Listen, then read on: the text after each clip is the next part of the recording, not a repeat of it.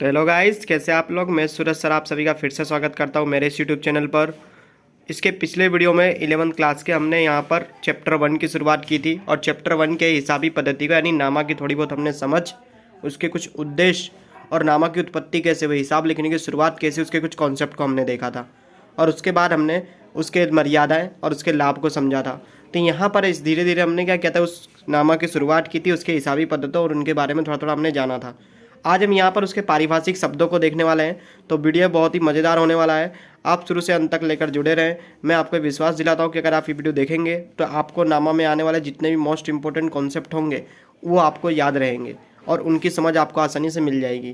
तो चलो देरी ना करते हुए हम इसको शुरू करते हैं। तो करना, परेशान हो गए हम लोग 2.5 साल से, ये भी परेशान हो गए, हम भी परेशान हो गए, करो फिर। इस सज्जन को क्या तकलीफ है भाई, क्या तकलीफ है इनको। चलिए दोस्तों, नामा के पारिभाषिक शब्दों की हम शुरुआत करते हैं। इसके पहले अगर आपने नामा के बारे में समझा ना हो, नामा क्या है, वो कैसे आया, ठीक है, उत्पत्ति कैसे हुई, उसके कुछ उद्देश्य थे, उसके कुछ हिसाबी पद्धति थी, उसके कुछ यहाँ पर मर्यादा और हानियाँ थी। अगर आपने उनको नहीं देखा है, उनको नहीं समझा है, तो पहले आप उसको समझें जिससे आगे वाले इनके जो शब्द हैं आने वाले सवाल में वो आपको समझ में आ सके। तो आप उसका कॉन्सेप्ट अगर समझना चाहते हैं तो आप मेरा इस चैप्टर का पहला वीडियो देख सकते हैं। उसकी लिंक मैंने डिस्क्रिप्शन में दे रखी है, तो आप जाके वहाँ से उसको चेकआउट कर सकते हैं। तो चलिए दोस्तों, यहाँ पर हम बस अपने पारिभाषिक शब्दों की शुरुआत करते हैं। तो पारिभाषिक शब्दों की शुरुआत करने से पहले मैं आपको ये बता दूं कि आपको ये समझ के चलना है कि नामा जो आप अगर अच्छे तरीके से उसको कॉन्सेप्ट को समझना चाहते हो या अकाउंट को समझना चाहते हो, तो आपको एक इमेजिनेशन वर्ल्ड तैयार करना पड़ेगा या इमेजिनेशन की दुनिया तैयार करनी पड़ेगी और उसमें सारे कॉन्सेप्ट आपको उतारने पड़ेंगे। यानी कि मैं जितनी भी चीज़ें इधर बताने वाला हूँ, आपको उनको सिर्फ देखना नहीं है, उसको माइंड में भी लाना है और उसको रियलिटी में उतार कर देखना है ज़िंदगी में कि ऐसा ऐसा होगा तो ये चीज़ होगी। ठीक है, बहुत ही अच्छे तरीके से मैंने यहाँ पे समझाने की कोशिश की, आपके लिए बहुत मेहनत की है। तो वीडियो को लाइक और शेयर कर दें जिससे अन्य लोग भी इसका फ़ायदा उठा सकें। तो हम चलो पूंजी की ओर बढ़ते हैं। सबसे पहला हमारा पारिभाषिक शब्द यहाँ पर होगा पूंजी। बहुत ही इंपॉर्टेंट कॉन्सेप्ट है, ठीक है, आपके लिए और यहाँ पर आपके इस 11th के लिए। पूंजी क्या है, इसका इंग्लिश में हम कैपिटल के नाम से जानते हैं। क्या आपने कभी पूंजी के बारे में सुना है या कैपिटल शब्द जो होता है आपने कभी उसको सुना है? तो अगर आपका जवाब है हाँ, तो आपकी राय क्या होगी पूंजी के बारे में, कमेंट में लिख के ज़रूर बताइए। तो यहाँ पर हम पूंजी के बारे में अगर देखें तो मैंने आपको यहाँ पे परिभाषा नहीं लिखी है, आप उसको खुद लिख सकते हो। विश्वास मानो आप उसको खुद बताओगे, उसको किसी को भी समझा सकते हो जब आप ये उदाहरण समझ लोगे जो मैंने यहाँ पर स्क्रीन पे आपके रखा हुआ है। तो चलिए इसी की ओर हम आगे बढ़ते हैं। सबसे पहले हम देखते हैं कि यहाँ पर एक व्यक्ति है जिसका नाम ए है, यानी कोई ए नाम का व्यक्ति, आप कोई भी नाम ले सकते हो, ठीक है। वो क्या है, धंधे का मालिक है। आप खुद को रख के देख सकते हो कि मैं हूँ, ठीक है, और मैं धंधे का मालिक हूँ और मुझे क्या करना है, कोई एक नया धंधा शुरू करना है या जो मेरा पहले से धंधा है उसका क्या करना है, विस्तार करना है। तो आप यहाँ पर कोई भी एग्जांपल ले सकते हो। मैं फिलहाल ए को लेकर चलूँगा कि ए नाम का एक व्यक्ति है, वो धंधे का मालिक है, ठीक है, उसको धंधा शुरू करना है और धंधे में या तो क्या है फिर विस्तार करना है। यानी कि आप धंधा शुरू भी कर सकते हो, नया धंधा, और अगर आपके पास पहले से धंधा है तो आप उसमें क्या करोगे, विस्तार। विस्तार का यहाँ मतलब होता है उसको बढ़ाना।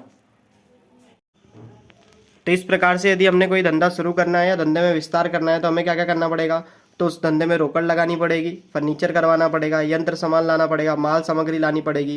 तो यहाँ पर कच्चे माल की बात हो रही है। यानी कि क्या होगा कि अगर आपको कोई भी बिजनेस स्टार्ट करना है, कोई भी धंधा शुरू करना है, तो आपको उसके लिए माल संपत्ति की जरूरत पड़ेगी, ठीक है, और उन माल संपत्ति का आप धंधे में क्या करोगे, विनियोग। तो आपको यहाँ दिख रहा होगा कि मैंने यहाँ पर एक एरो बनाया है जो मालिक की तरफ से किसकी तरफ आ रहा है, धंधे की तरफ आ रहा है, ठीक है। तो यहाँ पर एरो का जो मुंह है वो धंधे की तरफ है। यानी कि क्या हो रहा है कि जो भी चीज़ें आ रही हो मालिक के द्वारा कहाँ लाई जा रही हैं, अपने धंधे में लाई जा रही है, धंधा शुरू करने के लिए, तो उसी को अपने बोलते हैं पूंजी। यानी कि इसका मतलब ये हुआ कि मालिक द्वारा जो भी धंधे में विनियोग किया जा रहा है, जो भी धंधे में लाया जा रहा है जिससे धंधा शुरू किया जा सके, धंधा बढ़ाया जा सके, उसे हम के पूंजी के नाम से जानते हैं। तो आप शॉर्टकट में यहाँ से समझ सकते हो कि अगर कोई भी मालिक है यानी कोई भी ओनर है बिजनेस का, वो क्या करे, कोई भी चीज़ अगर धंधे में ला रहा है जिससे धंधा स्टार्ट कर सके, धंधे को बढ़ा सके, जिससे धंधे को बढ़ाने में या उसको चालू रखने में मदद मिले, तो उसे हम किसके नाम से जानते हैं, पूंजी के नाम से जानते हैं। तो ये आपको आई होप ये कॉन्सेप्ट समझ में आ गया होगा। तो चलिए हम इसके सेकंड कॉन्सेप्ट की ओर बढ़ते हैं। बहुत ही इंपॉर्टेंट कॉन्सेप्ट था, आपको याद रखना है कि पूंजी क्या होती है, कैपिटल क्या होती है। तो आपको याद रखना है कि पूंजी या कैपिटल का मतलब ये होगा कि मालिक द्वारा कोई भी वस्तु अगर विनियोग किया जा रहा है धंधे में, कोई भी वस्तु हो सकती है। पूंजी में सिर्फ पैसा नहीं आता, इतना याद रखना है आपको। अगर कोई आपको पैसा बता रहा है तो आप बोल सकते हो कि नहीं, पूंजी में सिर्फ पैसा नहीं आएगा, पूंजी में वो वस्तु भी आती हैं जो धंधा शुरू करने के लिए मदद रूप हो। जैसे कि आपने यंत्र लाया तो वो भी आपकी पूंजी ही बनेगी। ठीक है। तो आई होप आपको ये कॉन्सेप्ट क्लियर हो गया होगा। तो सेकंड हमारा इधर कॉन्सेप्ट होगा हमारा आहरण। तो चलिए आहरण की ओर हम आगे बढ़ते हैं। तो आहरण में सबसे पहले आपको याद क्या रखना है कि आहरण जो है वो पूंजी से एकदम उलट है। मीन्स यहाँ पर क्या हुआ, पूंजी में हम क्या करते थे कि मालिक जो रहता था वो धंधे में पूंजी देता था, मतलब धंधे में पैसा लगाता था, धंधे में वस्तुएं लाता था, वो सारी पूंजी थी। अभी आपने ऊपर के कॉन्सेप्ट में समझा कि वहाँ पर क्या था, इस तरीके का मैंने एरो बनाया था, आपको याद होगा। पर यहाँ पर आहरण में क्या होता है, देख लीजिए एरो किस तरफ का है। तो आहरण में एरो इस तरफ का है। इसका मतलब क्या होगा कि आहरण करते समय क्या होता है कि जो भी बिजनेस में वस्तुएं हैं वो कहाँ आएंगी, मालिक के पास आएंगी। चलिए इस कॉन्सेप्ट को समझते हैं। यहाँ पे क्या लिखा है, तो इस यहाँ भी वही उदाहरण है। ए व्यक्ति है जो मालिक है धंधे का। अब मालिक क्या करेगा, उसको अपना निजी काम है कोई या पर्सनल काम है, पर्सनल काम से क्या करेगा वो, यानी उसके घर का काम है, कोई धंधे के काम के लिए नहीं, उसके घर के काम के लिए, उसके पर्सनल काम के लिए वो क्या करता है, धंधे में से जो भी माल संपत्ति उसने ऊपर लगाई थी ना, उसमें से कोई वस्तु या फिर धंधे में अगर कोई वस्तु का उत्पादन कर रहा है तो वो वस्तु घर पे ला सकता है। तो यानी इसका मतलब ये हुआ कि अगर कोई मालिक है और धंधे में जो भी वस्तु बन रही है हमारे बिजनेस में, या बिजनेस में जो भी वस्तु मैंने लगाई जो हमारी पूंजी थी, उसमें से अगर मैं कोई वस्तु या उत्पादन की गई वस्तु मैं घर पे ले आऊँ तो वो क्या कहलाएगी, आहरण कहलाएगी। इसका मतलब उस मालिक ने क्या कर लिया है, आहरण कर लिया है, जिसे हम इंग्लिश में ड्राइंग के नाम से जानते हैं। इसका मतलब क्या हुआ कि बिजनेस में आपने कोई वस्तु का उत्पादन किया हो या बिजनेस में आपने कोई वस्तु लगाई हो पूंजी के रूप में, उसको अगर आप अपने निजी काम के लिए घर पे ले आओ तो उसे हम कहेंगे कि आपने क्या कर दिया है, आहरण कर दिया है। जैसे कि जस्ट एग्जांपल मान लो आपके बिजनेस में क्या बनती थी, एसी बनती थी, ठीक है। तो आपने क्या किया, वो एसी अपने घर पे लाके लगा ली बिजनेस में से, कि आपने बिजनेस में एसी बन रही थी, एसी का कारखाना था, तो आपने क्या किया, गर्मी का टाइम है इसलिए उदाहरण लिया मैंने ये, तो आपने अपने घर पे लाके उसको फिट करवा दिया। इसका मतलब आपने क्या कर लिया है, आहरण कर लिया है, क्योंकि आपने माल संपत्ति ली धंधे में से।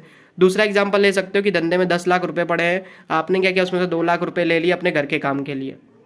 तो इसका मतलब आपने 2 लाख रुपए रोकड़ ले लिए, तो ये आपने क्या किया, आहरण किया, ऐसा आपका माना जाएगा, यानी आपकी ड्राइंग हुई है इस तरीके से माना जाएगा। तो यहाँ पर आपको याद क्या रखना है कि इसमें क्या होता है कि इस कॉन्सेप्ट में जो पैसा है या जो माल संपत्ति है वो धंधे में से कहाँ आती है, मालिक के पास आती है। अपने निजी काम के लिए मालिक जो है वो धंधे में से सारी वस्तुएं लेता है, जिस तरीके से ये सारे कॉन्सेप्ट बनते हैं। तो इसके बाद हम देखते हैं, यहाँ पर हम एक बार इसको रिवाइज कर लेते हैं नीचे कि पूंजी और आहरण किस तरीके से है। तो पूंजी जो है उसे हम कैपिटल के नाम से जानते हैं, और इसमें जो इसका खाता होता है वो क्या होता है, जमा होता है। यानी कि पूंजी में क्या होता है कि आप अपना पैसा, अपना जो भी सामान है वो धंधे में ले जा रहे हो, तो आपका वो जमा तौर पे एक प्रकार से रहता है कि वो एक प्रकार से फिक्स हो गया आपका खाते में, आपके खाते में जमा हो गया है, और पूंजी की बाकी जमा के रूप में गिनी जाएगी। पर आहरण में क्या हो रहा है, आहरण में क्या हो रहा है कि आपने धंधे में से अपने सामान ले लिया वापस, तो धंधे में से जो खाता है, धंधे का खाता, वो किस में जा रहा है, उधार में जा रहा है, माइनस में जा रहा है, इसलिए इसको हम क्या बोलते हैं, डेबिट बोलते हैं। तो इस तरीके से दोनों कॉन्सेप्ट आपको समझ में आ गए होंगे। तो चलिए हम अपने सेकंड पेज की ओर बढ़ते हैं और कुछ नए कॉन्सेप्ट की ओर चर्चा करते हैं।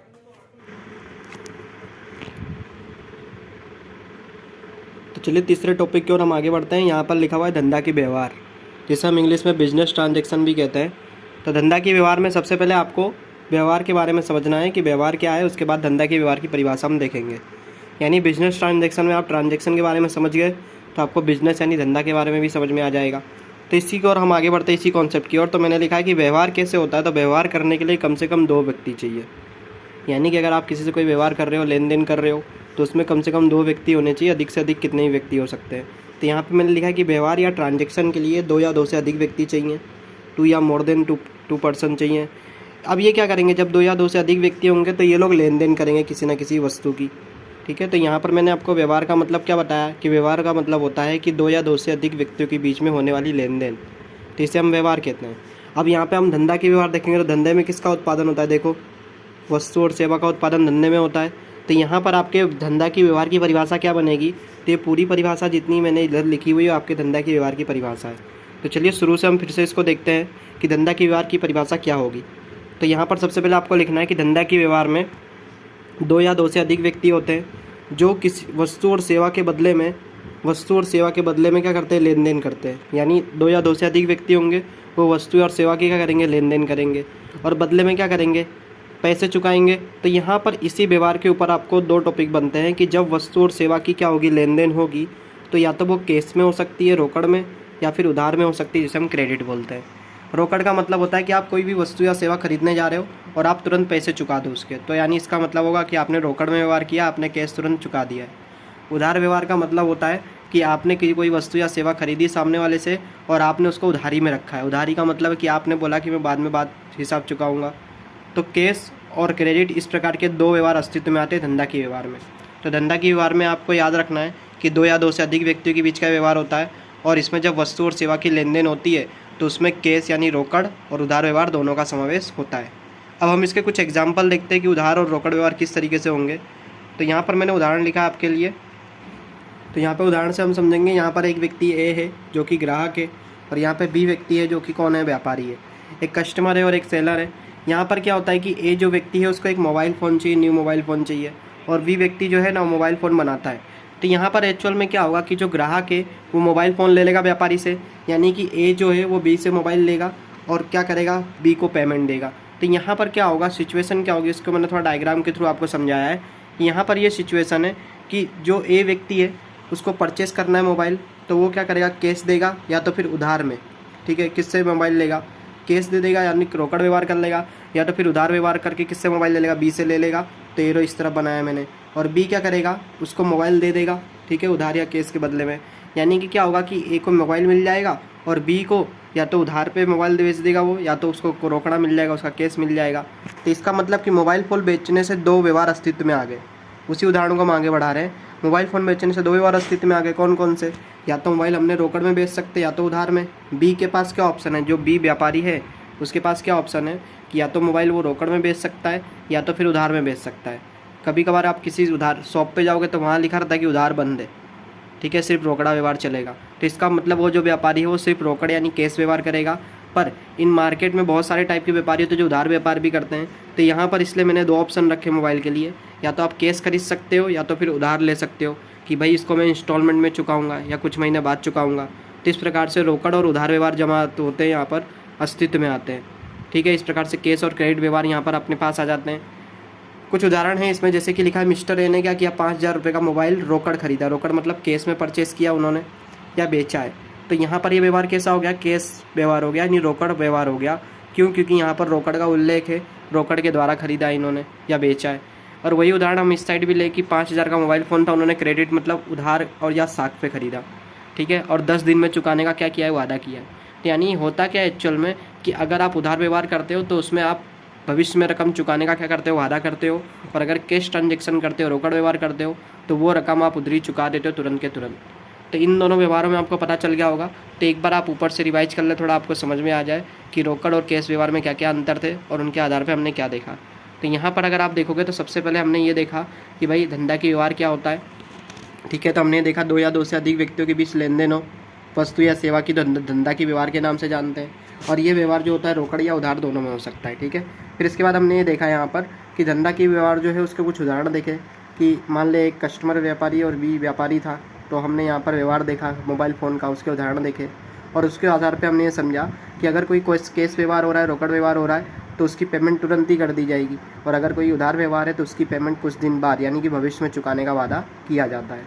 तो इस तरीके से हमारा सेकंड पेज भी ख़त्म हो गया है। तो चलिए हम अपने तीसरे पेज की ओर आगे बढ़ते हैं। तो चलिए दोस्तों अपने नेक्स्ट टॉपिक की ओर आगे बढ़ते हैं, जो कि हमारा नेक्स्ट टॉपिक का नाम है दायित्व। ये आपका 4th नंबर का टॉपिक होगा आज की वीडियो में। यहाँ पर हमें दायित्व और जिम्मेदारी के बारे में समझना है, जिसे हम इंग्लिश में रिस्पॉन्सिबिलिटी या लायबिलिटी भी कहते हैं। चलिए इसकी शुरुआत करते हैं हम सबसे पहले। तो देखिए दायित्व के बारे में बताने से पहले मैं आपको कुछ एग्जांपल यहाँ पे बता रहा हूँ, जिससे आप समझ सको कि दायित्व में होता क्या है। तो जिम्मेदारी है तो उससे शायद आपको थोड़ा बहुत कॉन्सेप्ट पता हो कि जिम्मेदारी का मतलब क्या होता है। तो आप खुद सोचिए कि जिम्मेदारी का मतलब क्या होगा। तो जस्ट एग्जांपल यहाँ पे मैंने एक लिया है, उसको समझते हैं, फिर आप जिम्मेदारी की परिभाषा भी समझ जाओगे दायित्व की। कि मान लीजिए वही एग्जांपल हमने पुराना वाला ही है, 10 मोबाइल फ़ोन वाला, बस कीमत मैंने अलग कर दी, 10,000 रुपये कर दिए, ठीक है। तो यहाँ पर क्या हो रहा है कि ए ने मोबाइल फ़ोन ख़रीदा था किससे, बी से। तो यहाँ पर क्या हुआ, ए को 10,000 रुपये देने पड़ते बी को, और बी उसको मोबाइल दे देता। पर यहाँ पे हमने पिछले उदाहरण में देखा कि यहाँ पर तो दो व्यवहार हो सकते हैं, उधार और जमा, मतलब उधार और रोकड़।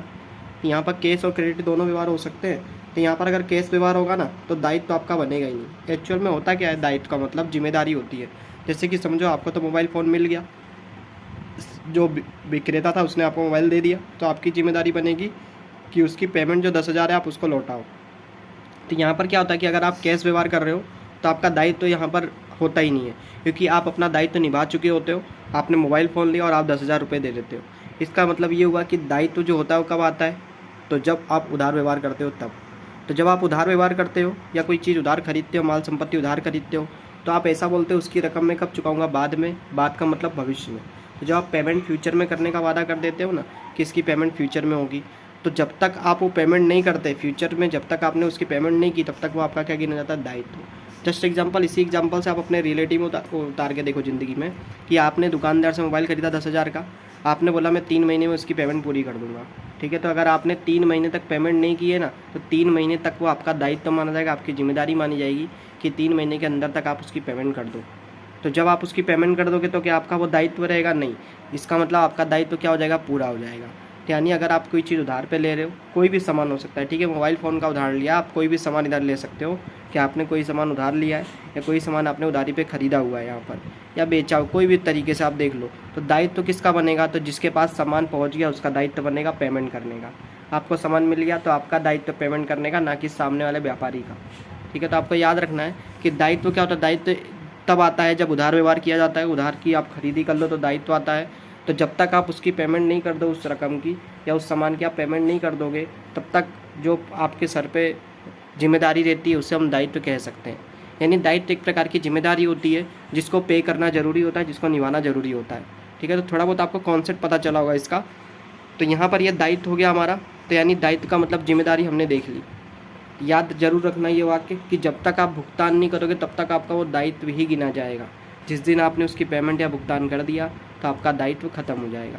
तो हमारा नेक्स्ट इसमें हमको ये देखना है कि दायित्व होते कितने प्रकार के।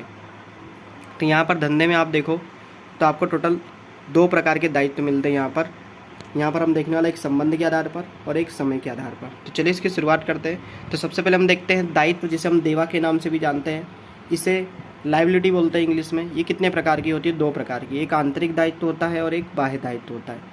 नाम से ही आप जान सकते हो आंतरिक दायित्व क्या होगा, तो धंधे के अंदर का दायित्व, यानी आपका बिजनेस चल रहा है, धंधा चल रहा है, तो धंधे के अंदर का दायित्व इसमें शामिल किया जाता है कि आपके धंधे के अंदर का दायित्व कौन कौन सा है। और धंधे के अंदर जो जवाबदारी बनेगी वो सारी आंतरिक जवाबदारी या आंतरिक दायित्व के नाम से जानी जाएगी। धंधे के बाहर की अगर कोई जवाबदारी हो तो उसे हम बाहर की जवाबदारी या तीसरे पक्षकार की जवाबदारी, या इंग्लिश में एक्सटर्नल फैक्टर भी इसको कह सकते हैं हम। तो कुछ हम बातें बता सकते हैं, जैसे कि समझ लो कि मालिक की जवाबदारी क्या है? धंधे के अंदर पूंजी लगाना। अगर धंधे को आगे बढ़ाना है, धंधे को आगे ले जाना है, तो मालिक की जवाबदारी है कि धंधे में पूंजी लगाए। तो मालिक अगर पूंजी लगाता है धंधे में तो उसकी ये जवाबदारी है। तो कैसा दायित्व है? आंतरिक दायित्व है, ठीक है। अब बाह्य दायित्व का मतलब क्या है कि समझ लीजिए आपने धंधे में पूंजी लगाई, मालिक ने, वो पूंजी कम पड़ रही है, आपको 10 लाख रुपए चाहिए थे धंधे बढ़ाने के लिए, पर आपके पास, मालिक के पास सिर्फ 5 लाख रुपए थे। तो मालिक क्या करेगा? 5 लाख रुपए किसी और से लेगा। तो यहाँ पर मालिक ने मान लो किसी अन्य व्यक्ति से जो धंधे के बाहर का है, वहाँ से उस व्यक्ति से पैसे ले लिए उसने, तो क्या होगा कि उस जो मालिक है उसको वो पैसे भी तो चुकाने पड़ेंगे ना। तो वो कौन सी जवाबदारी बनेगी? बाह्य। क्यों? क्योंकि उसने बाहर के व्यक्ति से पैसे लिए। अगर मालिक की कोई जवाबदारी धंधे के अंदर बनेगी तो उसे आंतरिक जवाबदारी बोलेंगे, और मालिक की कोई जवाबदारी धंधे के बाहर है, जैसे कि उसने बाहर से व्यक्ति से उधार लिए पैसे, तो उसको लौटाने पड़ेंगे, ठीक है। जब तक नहीं लौटाएंगे तब तक वो हमारी जिम्मेदारी है। तो उसको जब हम लौटाएंगे या इसी जवाबदारी अगर हमारे सर पे है तो उसे हम बाह्य जवाबदारी या बाह्य दायित्व भी कहते हैं। आंतरिक दायित्व के आप देखोगे तो 2 प्रकार होते हैं यहाँ पर। तो देखो ये जो हमने पहले 2 प्रकार देखे आपको, जो हमने आंतरिक और बाह्य दायित्व पढ़ाया, वो दोनों प्रकार किसके अकॉर्डिंग थे, पहले उसको देख लेते हैं। तो ये जो दोनों प्रकार आपने देखे वो संबंध के आधार पर है। संबंध मतलब कि मालिक का संबंध अपने धंधे के साथ हो तो आंतरिक व्यवहार, और मालिक ने जो व्यवहार किया है वो बाह्य लोगों के साथ हो, बाहर की व्यक्ति के साथ हो, ठीक है, उसका व्यवहार, तो क्या माना जाएगा हमारा? तो वो बाह्य दायित्व माना जाएगा। यहाँ पर आंतरिक दायित्व में देखो तो 2 पार्ट बनेंगे, चालू और गैर चालू, और वैसे ही आपको बाह्य दायित्व में भी 2 पार्ट बनेंगे, चालू और गैर चालू। ये जो दायित्व दिए हुए दोनों किसके आधार पर है? समय के आधार पर। क्यों? अभी आपको पता चलेगा। तो जब मैं चालू दायित्व की बात करूँगा तो आपको समय कौन सा याद रखना है कि 1 वर्ष से कम। कैसे याद रख सकते हो? तो देखो लिखा है चालू दायित्व। चालू दायित्व का मतलब होता है कि जो दायित्व चालू वर्ष के लिए हो, यानी जो साल हमारा चालू हो उस साल के लिए जो दायित्व या जिम्मेदारी बनती है उसे चालू दायित्व कहते हैं। और कोई भी साल कब तक चालू रहता है? 1 साल तक, ठीक है। उससे ज़्यादा का कोई साल होता है नहीं होता, 12 महीने होता है, 1 साल होता है। तो चालू दायित्व का मतलब होता है यानी कोई ऐसी जिम्मेदारी जो हमारे को 1 वर्ष में चुकानी हो, 1 वर्ष के अंदर चुकानी हो, अल्पकालीन समय में चुकानी हो, उसे हम क्या बोलते हैं? चालू दायित्व बोलते हैं। गैर चालू दायित्व का मतलब कोई ऐसी जवाबदारी जिसे 1 वर्ष से अधिक समय में चुकानी हो, जिसे हम गैर चालू दायित्व कहते हैं। और ये इसका जो समय काल होता है वो अधिक समय का होता है, ठीक है, लॉन्ग टर्म होता है ये। तो ये सारे कॉन्सेप्ट आपको याद रखने हैं। आपको जब आप इसके कॉन्सेप्ट को समझोगे सवालों में तो आपको बहुत मदद करेंगे। आई होप आपको ये समझ में आ गया होगा। तो चलिए अपने नेक्स्ट पेज की ओर बढ़ते हैं। तो चलिए दोस्तों, अपने पिछले कॉन्सेप्ट को लेकर हम यहाँ आगे बढ़ रहे हैं। यहाँ पर चालू दायित्व लिखा हुआ है।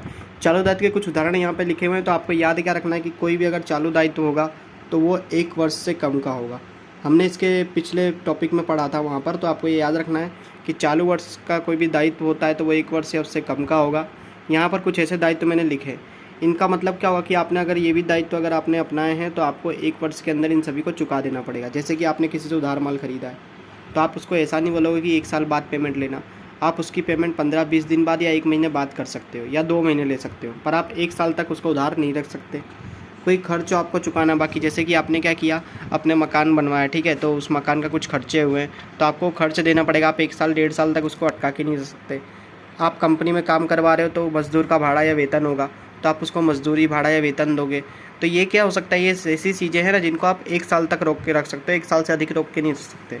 इनको आपको इनकी पेमेंट करनी पड़ती है, चाहे वेतन हो चाहे मजदूरी। आप किसी मजदूर का पैसा 1 या 2 महीने रोक सकते हो, उससे ज़्यादा दिन नहीं। तो यहाँ पे यानी जितने ही मैंने नाम लिखे ना वो आपको 1 वर्ष के अंदर चुका देने पड़ते हैं, ऐसे दायित्व हैं। और गैर चालू दायित्व आप जानते हो, जिसे नॉन करंट लायबिलिटी कहते हैं, वो 1 वर्ष से अधिक की होती है। जैसे कि आपने बैंक से लोन लिए, ठीक है, या बैंक से आपने क्या कि होम लोन ली, घर की लोन लेते हैं ना आजकल लोग 20 साल 25 साल के लिए, तो ये 1 वर्ष से अधिक की होती है, ये 1 वर्ष से कम की नहीं है। तो आपको याद क्या रखना है कि गैर चालू में, नॉन करंट लायबिलिटी में कोई ऐसे दायित्व आते हैं जो 1 वर्ष से अधिक के हैं, जैसे कि बैंक लोन और ऋण पत्र, ये सारी चीज़ें। ठीक है, आई होप आपके दोनों कॉन्सेप्ट और क्लियर हो गया होगा। तो दोस्तों आपको यहाँ पे सिर्फ 2 ही चीज़ें याद रखनी है कि अगर चालू दायित्व होगा तो वो 1 वर्ष से कम का होगा, और अगर गैर चालू दायित्व होगा तो वो 1 वर्ष से अधिक का होगा। चलिए अपने नेक्स्ट कॉन्सेप्ट की ओर हम आगे बढ़ते हैं। हमारा नेक्स्ट पॉइंट है संपत्ति। तो संपत्ति के बारे में डिटेलिंग हम चर्चा करेंगे इसकी। तो संपत्ति के बारे में हम देखते हैं यहाँ पर। तो सबसे पहले संपत्ति की हम परिभाषा देखते हैं कि संपत्ति होती क्या है। तो यहाँ पर जैसे मैंने लिखा है बस आपको उसी तरीके से इसके टॉपिक याद रखने हैं, जिससे आपको आसानी से याद हो जाएगा। तो यहाँ पर पहले मैंने लिखा है कि संपत्ति जो है वो दृश्य या अदृश्य हो सकती है। यानी कि आप संपत्ति में 2 चीज़ों को शामिल कर सकते हो, एक तो दृश्य यानी टेंजिबल एसेट, दूसरी अदृश्य मतलब जो इंटेंजिबल है, यानी जिसे आप देख सको और जिसे ना देख सको, वो दोनों चीज़ें संपत्ति होती हैं। आपका क्वेश्चन होगा ऐसे कैसे, जो नहीं देख सकते हो संपत्ति कैसे होगी। तो आगे आप देखो डिटेलिंग इसकी होगी आगे। तो पहली चीज़ आपको याद क्या रखनी है कि दृश्य अदृश्य वस्तु संपत्ति के अंदर शामिल होती है। और ये जो दोनों वस्तुएं हैं वो दोनों किसकी होनी चाहिए, मालिक की, यानी आपकी खुद की होनी चाहिए, ऑनर की होनी चाहिए, पर्सनल होनी चाहिए, दूसरे की ना हो। यानी कि आपकी खुद की कोई वस्तु है जो दृश्य या अदृश्य हो, चाहे जैसे वो मायने नहीं रखती, अगर आपकी खुद की वो वस्तु है तो संपत्ति आप उसको बोल सकते हो। ठीक है, उसको बेचने पर आपको आर्थिक मूल्य मिलना चाहिए। आर्थिक मूल्य मतलब होता है पैसा।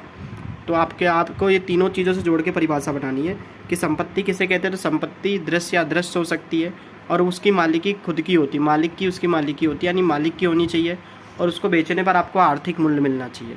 आर्थिक मूल्य मतलब आप जब भविष्य में उसको बेच रहे हो तो आपको उसके पैसे मिल सके। तो संपत्ति की परिभाषा क्या बन गई, तो संपत्ति अर्थात ऐसी दृश्य या अदृश्य वस्तु है जो मालिक की हो और उसे बेचने पर, ठीक है, आर्थिक मूल्य मिलता हो, तो उसे हम क्या बोलते हैं, संपत्ति कहते हैं। तो यहाँ पर देखो ये जो तीनों वर्ड मैंने लिखे, तीनों इंपॉर्टेंट है संपत्ति की परिभाषा के लिए। जैसे कि मान लो कोई वस्तु दृश्य अदृश्य पर मालिक की नहीं है, जैसे कि समझ लो यहाँ पर कि आपने क्या की, पड़ोसी की कार बेच दी, फिर आपके ऊपर केस हुआ तो आपने कोर्ट में ऐसा बोला कि ये कार तो मेरी थी, मेरी संपत्ति थी। तो आपको बेचने से पैसे तो मिल रहे हैं, आपको बेचने से क्या हो रहा है, आर्थिक मूल्य तो मिल रहा है, क्योंकि पड़ोसी की कार बेचो कि अपनी बेचो पैसा तो मिलने वाला है। पर वो आपकी थी नहीं, तो आपका जवाब होगा नहीं, वो तो पड़ोसी की थी ना, तो उसकी मालिकी आपकी नहीं थी, इसलिए वो आपकी संपत्ति मानी जाएगी नहीं। यानी संपत्ति की परिभाषा के लिए यहाँ पर तीनों चीज़ें, तीनों जो कंडीशन मैंने लिखी है वो सेटिस्फाई होनी चाहिए कि दृश्य अदृश्य वस्तु हो सकती है, उसमें आपकी मालिक की वस्तु होगी, आपकी खुद की वस्तु होगी, और उसे बेचने में आपको क्या मिलना चाहिए, पैसे मिलने चाहिए, तो आपकी वो संपत्ति कहलाएगी। ठीक है, जस्ट एग्जांपल, आपके फ्रेंड की कोई बाइक हो या साइकिल हो, आप उसको अगर बेच दो और पैसे ले लो, तो क्या आप ऐसा बोलोगे कि वो मेरी संपत्ति इसलिए मैंने नहीं। वेरी गुड, क्योंकि वो संपत्ति किसकी है, वो संपत्ति उस दोस्त की, उस फ्रेंड की थी, मैंने उसे बेच के भले पैसे कमाए पर वो मेरी मालिकी की नहीं थी, इसलिए वो संपत्ति मेरी कही जाएगी नहीं। तो यहाँ पर आई होप आपको संपत्ति का कॉन्सेप्ट समझ में आ गया होगा। तो अब इसके संपत्ति कुछ प्रकार है, उनकी ओर हम आगे बढ़ते हैं। तो यहाँ पर संपत्ति के प्रकार मैंने लिखे, संपत्ति को 3 प्रकारों से आप देख सकते हो। एक होती है चालू संपत्ति, यानी जो चालू वर्ष के लिए हो, एक होती है गैर चालू मतलब जो लंबे समय के लिए हो, और एक होती है अवास्तविक संपत्ति मतलब जिसका वास्तव में कोई मूल्य होता नहीं है। इंग्लिश में इसे हम line to line current assets, non current assets और फिक्टिशियस एसेट के नाम से जानते हैं। तो यहाँ पर हमने देखो चालू जो कॉन्सेप्ट है चालू चीज़ों का हमने पहले ही पढ़ लिया। चालू चीज़ें मतलब ऐसी नहीं कि बहुत ही चालाक होंगी या चालू चीज़ें होंगी ख़राब चीज़ होंगी। चालू कॉन्सेप्ट जब भी मैं बोलूँगा तो याद रखना वो चीज़ 1 वर्ष से कम की होगी। तो याद क्या रखना है आपको कि चालू वर्ष की जो भी चीज़ें होंगी वो क्या होंगी, 1 वर्ष से कम की होंगी। तो यहाँ पर चालू संपत्ति का कॉन्सेप्ट है तो ये भी 1 वर्ष से कम का होगा। इसमें कौन सी संपत्ति आती है, ज़्यादातर प्रवाही संपत्ति का इसमें समावेश किया जाता है, जिसके बारे में भी हम नेक्स्ट पेज पर डिटेलिंग करेंगे। इसके बाद गैर चालू संपत्ति है, जिसे हम स्थिर संपत्ति भी यहाँ पर आ रहा है उसे नाम से जानेंगे। इसके 2 कॉन्सेप्ट होते हैं, दृश्य और अदृश्य। यानी कि कभी आपको सवाल में पूछा जाए कि दृश्य अदृश्य संपत्ति जो है वो संपत्ति के किस भाग में आते हैं, तो आपको याद रखना है गैर चालू यानी कि स्थिर संपत्ति में। इसके बारे में आगे पढ़ेंगे। अवास्तविक संपत्ति जो होती है वो किसे कहते हैं, तो जो वास्तव में ना हो, जो भौतिक रूप ना रखते हो। भौतिक रूप मतलब जिसे आप देख नहीं सकते हो, ठीक है, उसका कोई मूल्य ना मिले, तो वह अवास्तविक संपत्ति होती है। तो इस प्रकार की हमारी 3 संपत्तियाँ होने वाली है। चलिए इनकी हम डिटेलिंग करते हैं नेक्स्ट पेज पर। चलिए दोस्तों, चालू संपत्ति के कॉन्सेप्ट को हम वापस यहाँ पे डिटेलिंग कर लेते हैं। चालू संपत्ति के एग्जांपल में, करंट एसेट के एग्जांपल में मैंने कुछ यहाँ पे उदाहरण लिए हुए, उनको हम देख लेते हैं। याद क्या रखना है कि कोई भी अगर चालू चीज़ है वो 1 वर्ष से कम की होगी। मैं फिर से दोहरा रहा हूँ क्योंकि ये बहुत ही इंपॉर्टेंट चीज़ है, आपको इसको याद ही रखना है कि 1 वर्ष से कम की होगी। तो हम इसके कुछ उदाहरण देख लेते हैं, जैसे कि रोकड़ हो गया, कैश जिसे हम बोलते हैं, देनदार डेप्टर हो गए, बैंक शेयर्स, कच्चा माल, रॉ मटेरियल, स्टॉक। ये सारी चीज़ें क्या है, ये सारी चीज़ें जो है 1 वर्ष से कम की है। 1 वर्ष के अंदर ये सारी चीज़ें क्या होती हैं, आपकी बदल जाती हैं, आपके चेंज हो जाएंगी। तो इसलिए इन्हें हम 1 वर्ष से कम की हैं, इसलिए हमें चालू संपत्ति कहते हैं, क्योंकि चालू वर्ष के दरमियान ये सारी चीज़ें क्या हो जाती है, चेंज हो जाती है, बदल जाती हैं। चालू संपत्ति के अंदर प्रवाही संपत्ति आती है। चलो इसी की और हम देखते हैं कि प्रवाही संपत्ति यानी लिक्विड एसेट किसे कहते हैं। तो ये भी इंपॉर्टेंट चीज़ें आप ध्यान रखिए कि प्रवाही संपत्ति में कौन कौन सी चीज़ें आती हैं। तो ये जितनी भी चीज़ें मैंने लिखी है सारी चीज़ें आएंगी सिर्फ किसको छोड़कर, तो आपने जो स्टॉक लिखा है उसको छोड़कर। यानी कि अगर आप स्टॉक को छोड़ दो और उसके अलावा जितनी भी चालू संपत्तियाँ वो सारी की सारी क्या रहती हैं, प्रवाही संपत्ति, ठीक है। तो यहाँ पे मैंने लिखा हुआ है कि स्टॉक के अलावा सभी चालू संपत्ति जो है प्रवाही संपत्तियाँ होती हैं। क्यों? क्योंकि स्टॉक जो होता है वो शीघ्रता से चेंज नहीं हो सकता तुरंत के तुरंत। आपके पास अगर सामान का स्टॉक पड़ा है, 10,000 सामान का स्टॉक पड़ा है, तो क्या चाहो आप तुरंत खाली हो जाओ, तुरंत खाली हो सकता है? 10 के 10,000 आप सामान बेच सकते हो तुरंत के तुरंत? तो आपका आंसर होगा नहीं।